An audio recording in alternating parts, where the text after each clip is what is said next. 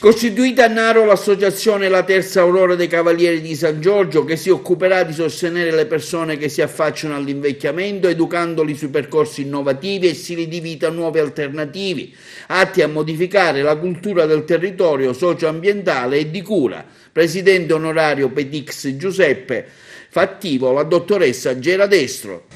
Allora nasce con lo scopo di aiutare proprio gli anziani fragili e abbandonati, nonché proprio gli anziani del territorio dell'entroterra siciliano. Infatti abbiamo voluto coinvolgere sia il distretto del Misseno, dove io opero attualmente e quindi conosco le difficoltà di questi paesi isolati, e anche l'Agrigentino, ma si stanno aderendo anche Enna e altri, perché abbiamo avuto parecchie adesioni. L'obiettivo proprio è di dare sostegno a questi anziani, soccorrendoli con anche attività di telesoccorso oppure anche a domicilio, di fare attività di volontariato proprio per aiutarli e gestirli al meglio, per evitare che peggiorino e che possono essere isolati dal contesto. Dottoressa Gero, adesso approfitto della sua... Lei è una geratra, ecco, che consigli dare in questo momento a tante persone anziane che soffrono il caldo e in solitudine? Allora anche questo è uno degli scopi dell'associazione, fare la formazione a questi anziani. In questo momento con questo caldo conviene stare a casa al fresco, mangiare molta frutta e verdura, idratarsi tantissimo ed evitare proprio le ore calde, uscire o nella primissima mattinata quando gli anziani se lo possono permettere, o anche al caregiver di portarli fuori proprio nelle primissime ore o nel tardissimo pomeriggio.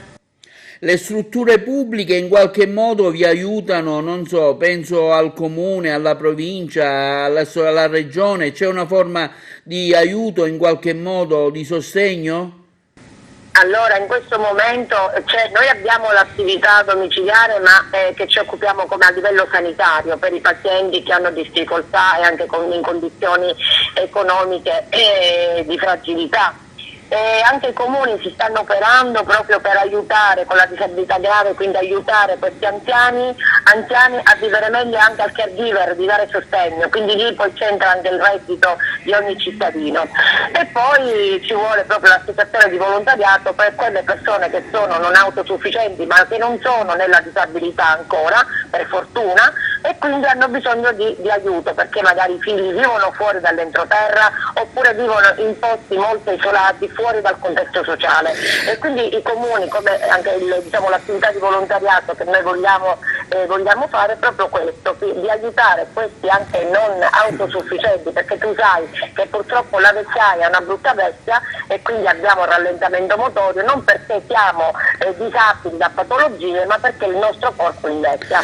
C'è un numero di telefono, un riferimento a chi magari in questo momento ci ascolta e vuole mettersi in contatto con voi? Anche per noi allora hanno deciso di scegliere me come presidente dell'associazione. Allora il nostro numero di telefono personale, perché noi abbiamo registrato proprio da giorni, due giorni fa abbiamo registrato questa e quindi ci metteremo tra settembre e ottobre in funzione, ma chiunque avesse bisogno può rivolgersi direttamente a me e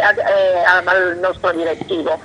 Basta chiamare il nostro numero, il mio numero ce l'hanno quasi tutti, o andare su Facebook, cercare Gera Destro, prendere il cellulare che è il 334 25 74 313, e quindi al di fuori del mio orario di servizio, che sarebbero dopo le 6:30 del pomeriggio, la gente può mettersi in contatto e io vi dirò come fare eventualmente, perché ci stiamo attivando, va bene? E quindi poi si aprirà il tesseramento, proporremo questa associazione in vari comuni e possono aderire diversi comuni, perché avremmo anche intenzione di dare sostegno anche ai comuni, ai sindaci.